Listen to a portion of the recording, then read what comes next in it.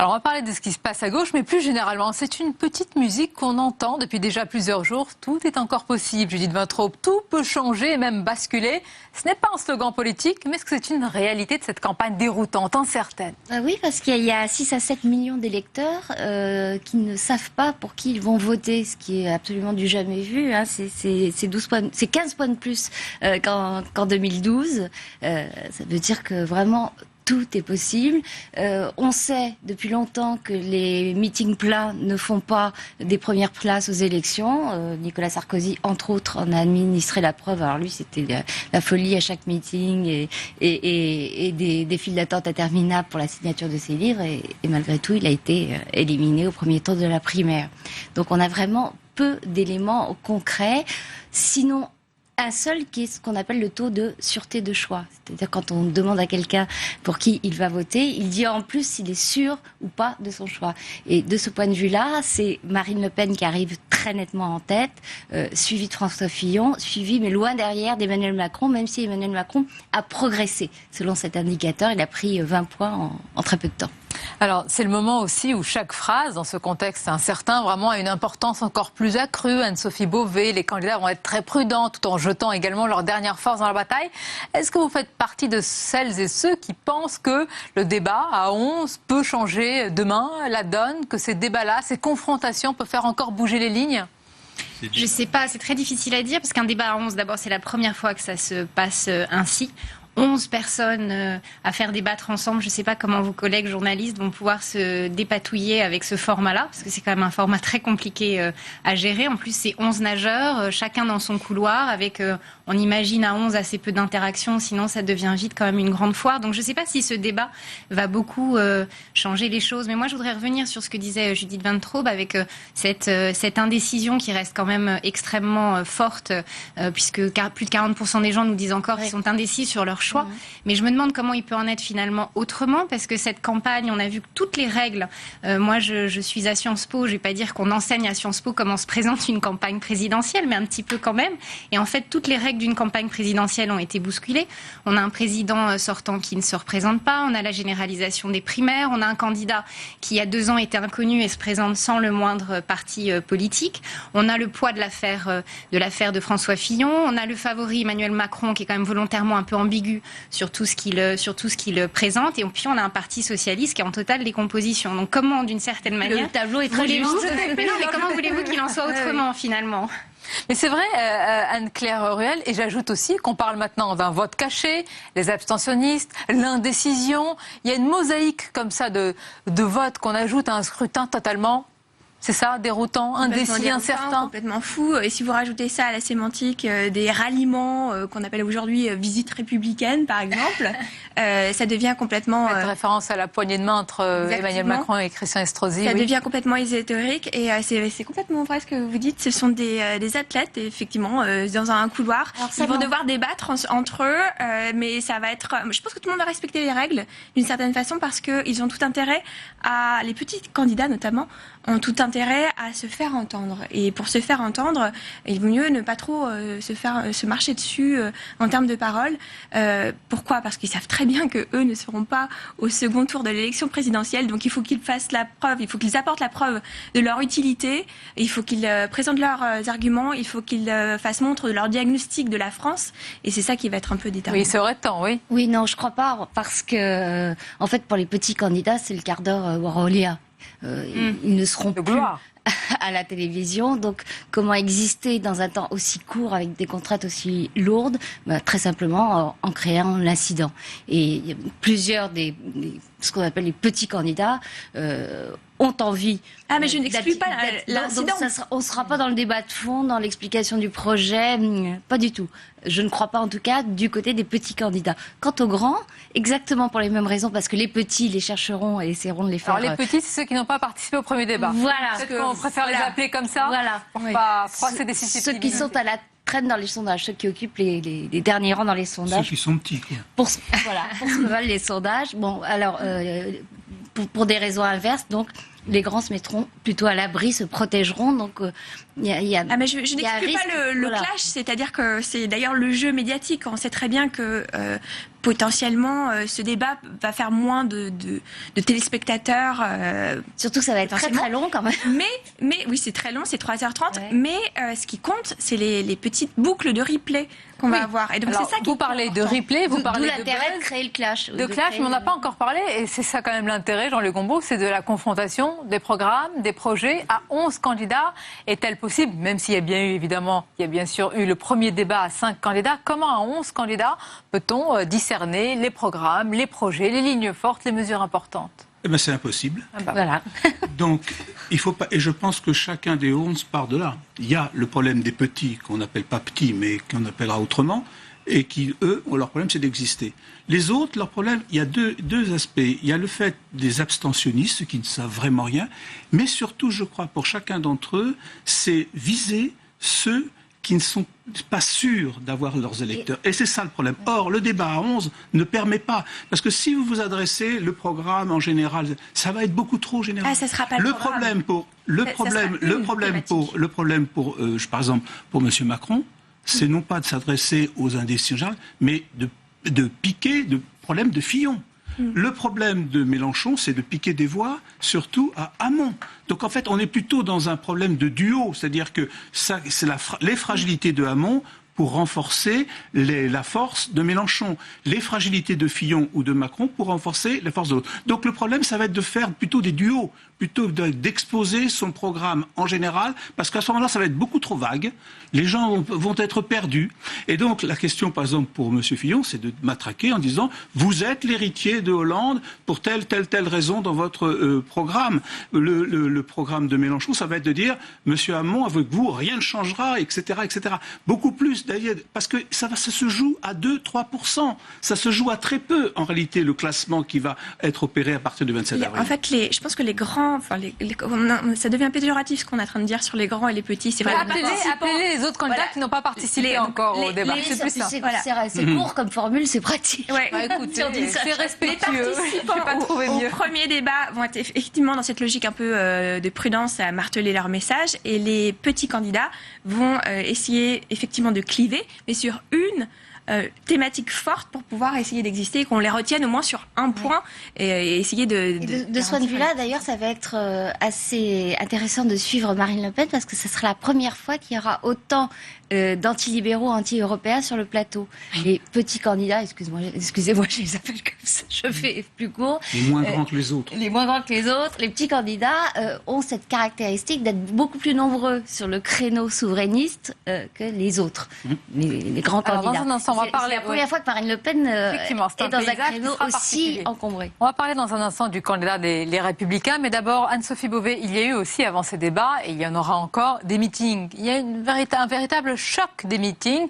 Est-ce que selon vous, ces grands rassemblements, qui sont aujourd'hui vraiment télévisés ou qui sont vendus, entre guillemets, vendus clé en main aux chaînes d'information continue, qui les diffusent, est-ce qu'ils peuvent être déterminants également? Est-ce qu'ils peuvent inverser une tendance ou au contraire porter un candidat? On voit des meetings avec 3000, parfois même 6000 personnes quand même dans ces grands rassemblements. Non, le candidat qui compte, c'est le candidat raté. C'est le meeting qui compte, c'est le meeting raté. Mais est-ce que le meeting qui réussit... C'est comme le bac. Attendez, un exemple, ça sert à rien si vous le ratez. Le meeting du Bourget François Hollande. Oui, le meeting du Bourget François Hollande, mais Judith Van Traub le disait au début de l'émission et je partage son constat. Je suis pas sûre qu'effectivement un meeting réussi fasse une campagne gagnée, et c'est valable aussi pour des législatives. Vous avez beaucoup de députés qui vont vous dire j'ai fait des très beaux meetings et au final le résultat n'était pas totalement au rendez-vous. Mais ces meetings sont quand même extrêmement intéressants au moment où j'allais dire on a tous ces débats télévisés parce que moi je trouve que ça fait plaisir de les voir un petit peu en meeting, chacun dans une personnalité assez différente. Parce que je trouve ça assez... à part Jean-Luc Mélenchon, et d'ailleurs tout le monde a un peu salué l'artiste d'une certaine manière après le premier débat, mais il y a une forme un peu de corset avec ces débats télévisés, et de les voir un peu tous s'exprimer avec tout ce qu'ils sont, avec leur personnalité dans ces meetings, moi c'est des moments que du coup je réapprécie d'autant plus, ces moments de meeting, j'avouerai. Oui. Vous partagez cette analyse? Complètement, et je suis un petit peu une fixette sur les replays, mais c'est important, c'est-à-dire qu'en fait le fait que ces débats, ces meetings soient enregistrés, ça permet aussi de les regarder évidemment a posteriori, et ça permet de comptabiliser le nombre de vues aussi, parce que vous savez que Internet c'est la guerre, c'est aussi un nouveau front de communication, tout se mesure, tout se quantifie, tout s'additionne, et c'est vrai que on voit que la dynamique de Jean-Luc Mélenchon est extrêmement forte dans la mesure où ces meetings sont extrêmement visionnés. Il y a deux dynamiques chez Jean-Luc Mélenchon. Il y a effectivement une campagne de terrain incroyable. Je crois que c'est quand même lui qui occupe le plus le terrain. Quand vous regardez les affichages dans les rues, l'affichage de Jean-Luc Mélenchon est extrêmement présent.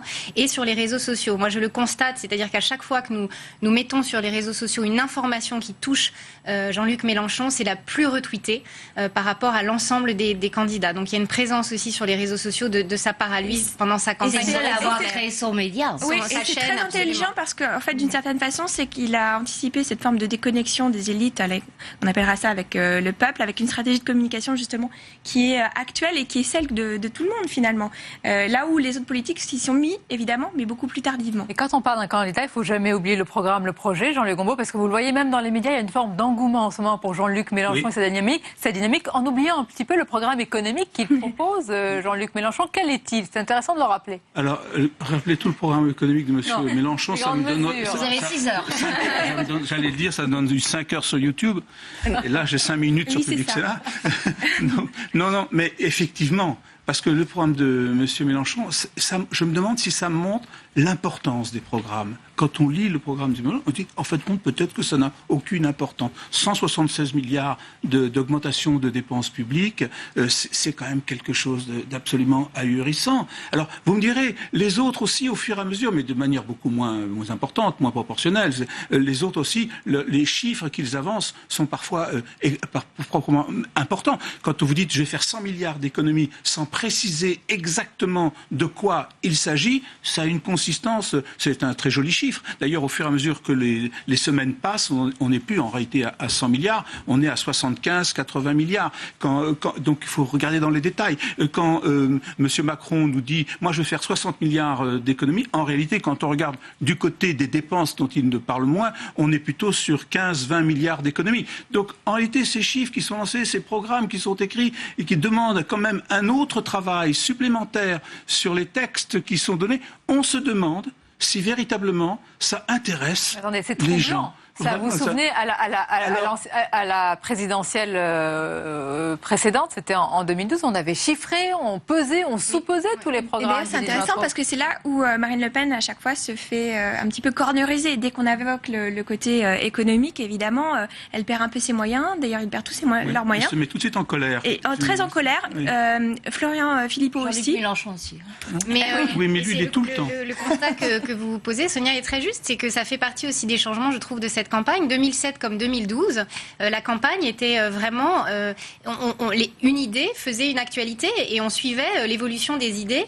La campagne de 2007, dont j'ai tendance à penser que c'était une magnifique campagne, souvenez-vous. Je veux dire, il y avait une progression dans les programmes. À chaque semaine, l'idée de Ségolène Royal d'un côté, Nicolas Sarkozy de l'autre. Et puis on avait des grandes thématiques. On avait précédemment la fracture sociale, on a eu des... Et là, la seule thématique qui s'est véritablement imposée, on pourrait dire que c'est celle d'Hamon avec son revenu universel, et elle fait pchit dès le lendemain des primaires. C'est quand même original parce qu'il est porté par ça, et au lendemain des primaires, cette thématique est complètement battue en brèche. Oui, puis qu'est-ce qu'il en reste du revenu universel? Il en reste pas grand-chose. Une caravane. À cause de ce que disait Jean-Louis, la difficulté de suivre l'évolution des programmes, des économies annoncées à grands coups de trompette, et puis des dépenses nouvelles annoncées beaucoup plus discrètement, c'est important d'en revenir à un clivage qui est vraiment à mes yeux fondamental. Qui, parmi les candidats, accepte les règles du jeu européen et qui annonce qu'il va s'en dispenser? C'est le vrai clivage pour vous? Oui, c'est le vrai clivage. C'est le vrai clivage. Et sur la mondialisation également. Oui, ça va avec. Et après, parmi les gens qui disent accepter les règles du jeu, certains vous annoncent quasiment qu'ils vont tricher. Je pense à Benoît Hamon, qui a un discours, une musique très européenne, très européen, et qui prévoit des dépenses et un mode de fonctionnement social absolument incompatible avec l'Europe telle qu'elle est. Oui, alors il y a une différente façon de tricher. Parce que, Oui. par exemple, Monsieur Vous en Macron, parlez, quand il dit oui. je vais faire 3%, en Oui. réalité, quand on regarde, il ne fera Oui. pas 3%. Alors que Monsieur Hamon triche, mais lui alors de manière un peu plus ouverte, à mon Voilà. avis. C'est un peu plus. C'est la tricherie mais c'est honnête. vrai, l'histoire de l'Europe, c'est absolument fondamental. Je disais la semaine dernière ici même que sur les 11 candidats, vous en aviez 5 qui veulent sortir de la zone euro. Non, mais quand on Avec regarde, des nuances. Hein. oui, avec des nuances. Enfin, Oui, bon, bien ça sûr. revient à peu près à ça. Et franchement, c'est vrai. Je ferai un référendum, etc. Mais enfin, dans la tête, c'est quand même la sortie. Ce qui est unique en Europe. Ce qui est absolument quelque chose de vraiment... Et quand vous regardez l'ensemble, même ceux qui sont pour le maintien dans la zone euro, vous n'en avez qu'un qui n'est pas protectionniste, c'est Macron. Mais quand vous dites Qu'un que c'est seul qui n'est unique pas en protégé. Europe, pousser l'analyse, Jean-Luc Combeau, comment il faut l'analyser? Est-ce que ce sont les séquelles du référendum 2005 qui sont restées, ou Oui, des c'est- cicatrices encore béantes? Alors c'est très bizarre parce que quand vous interrogez les Français, 78% des Français sont favorables à maintien de la France dans la zone euro.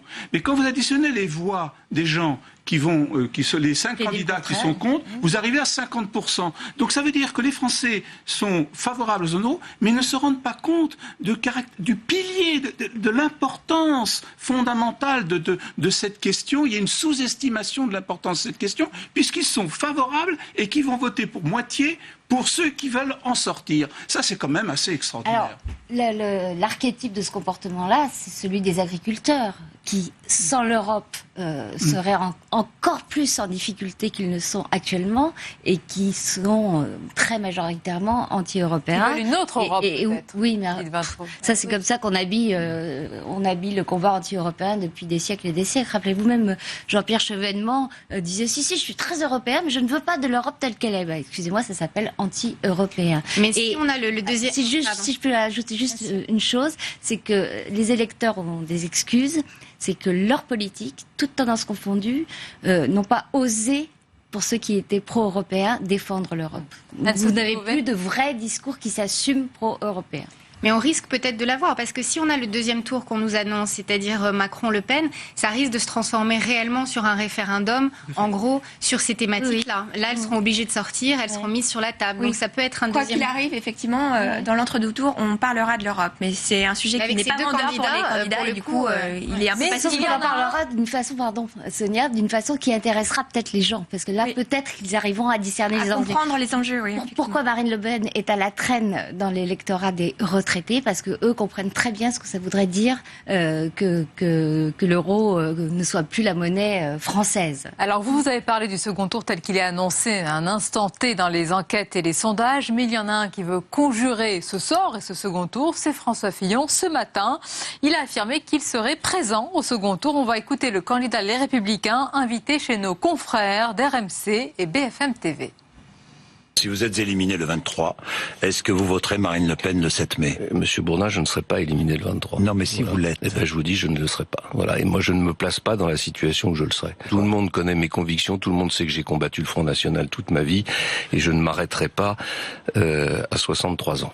Alors sur quoi compte le candidat à droite? Tour de table, Anne-Sophie Beauvais, est-ce que c'est sur ce fameux vote caché aujourd'hui dont on parle beaucoup, qui va Le peut-être vote se révéler caché, dans les derniers moments? Je comprends que François Fillon s'interroge parce qu'aujourd'hui, il est à 19% dans les sondages et c'est vrai qu'aux dernières élections intermédiaires, la gauche était à 38%. Donc on peut se demander au double où est passé ces 19% manquants. Le seul problème, de mon point de vue, je reste prudente là-dessus, mais c'est que ces 19% manquants, à mon sens, ils sont un peu dispersés. Donc ça peut être plus facile d'aller récupérer 3 points quand vous avez un adversaire direct. Vous vous dites, bon, bah voilà, il y a 6 points d'écart entre moi et cet adversaire, j'en récupère 3, on descend au même niveau.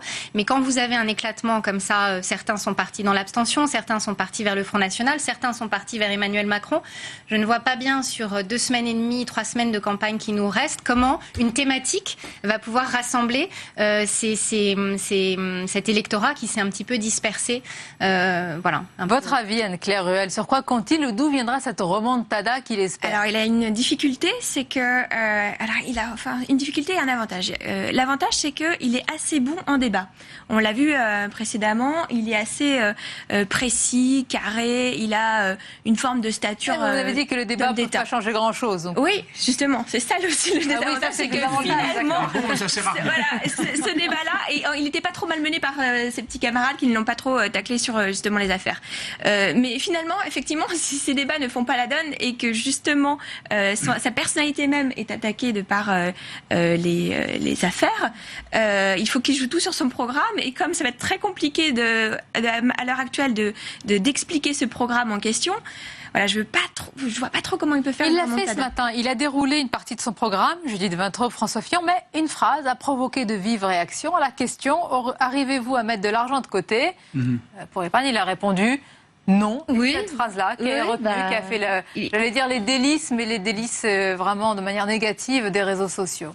Il s'est fait piéger, mais il a répondu avec spontanéité.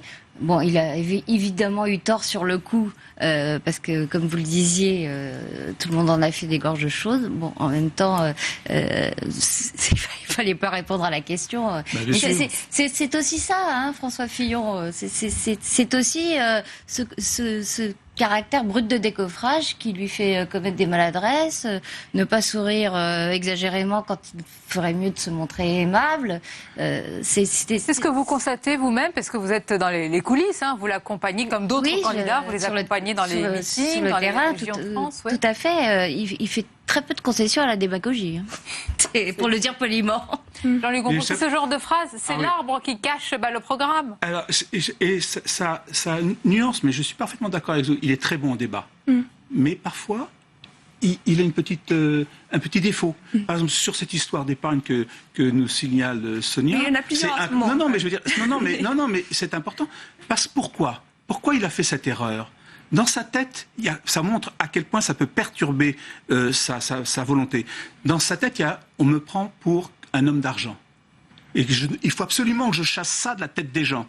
Monsieur Fillon, est-ce que vous pouvez mettre l'épargne de côté? Et alors il dit, il ne faut pas que je passe pour un type d'argent. Alors il dit, non, je ne peux pas mettre l'épargne. Mais c'est ridicule. Il y a 50 millions d'assurance vie en France, 50 millions de contrats d'assurance vie. Il y a 60 millions de livrets de caisse d'épargne. Donc tout le monde a un livret A. Tout le monde a... Donc il dit ça. Non, mais je veux dire par là que dans le débat, cette obsession qu'il a, ce pic qui lui a été planté entre dans le dos, évidemment, ça le perturbe quelque part. Et deuxièmement, quand il dit ça, pourquoi? Et c'est vrai, j'ai regardé, parce que vous lisez le document de la haute autorité sur le patrimoine des candidats, on s'aperçoit qu'effectivement, dans ses déclarations, c'est un petit épargnant. Effectivement, il a à peu près 160...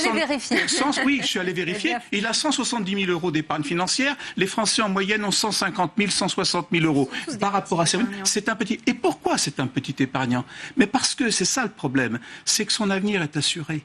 Pas présidentiel, bien sûr, mais l'avenir, sa vie, sa propre vie. Et donc, il n'a pas besoin d'épargner. Et là, il choque un peu les Français parce que les Français ont, justement, pour préparer leur retraite, et lui-même leur dit, votre retraite n'est pas assurée, épargnez votre retraite. Il le dit. Or, et lui, il n'a pas ce problème-là. Ben, tant mieux pour lui. Et donc, il y a une faute politique là-dedans. Un petit peu beaucoup les Français, comme Emmanuel Macron avait pu choquer avec ses 1 000 euros lorsqu'il était étudiant, en disant qu'il pouvait difficilement boucler les fins de mois. Voilà. Il y a des choses comme ça, voilà, qui font. Tout ça nourrit ce qu'on dit depuis toujours. Et Anne-Sophie Beauvais, peut-être ce que vous dites aussi aux élèves de Sciences Po, c'est presque un cas d'école. Hein. C'est je vais pas dire une classe politique, ça les met tous dans le même sac, mais quand même un peu déconnectés de la réalité. Et d'ailleurs, ils utilisent souvent le mot peuple, comme pour se raccrocher à cette réalité. Le mot peuple, aujourd'hui, il est distribué à droite comme à gauche. Hein. À qui en veut? C'est l'un des mots les plus utilisés aujourd'hui, si on analyse le poids des mots.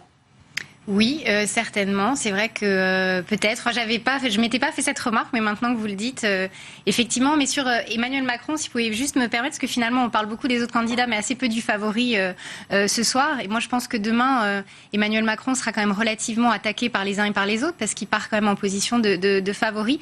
J'ai ressorti des archives, parce qu'on a évidemment un certain nombre de politiques passés par la rue Saint-Guillaume, par Sciences Po. On a interviewé en fait Emmanuel Macron en 2010, et j'ai ressorti tout à fait récemment cette archive. Donc il était banquier chez Rothschild, et c'était extrêmement intéressant parce qu'en 2010 on lui demandait est-ce que vous n'avez pas envie d'embrasser une carrière politique, et il avait une réponse qui était très claire. Il dit moi à l'époque il répondait je suis pas prêt à faire les concessions que le Parti socialiste m'impose, je suis un jeune homme blanc qui a plutôt bien réussi et finalement la politique me laissera assez peu de place.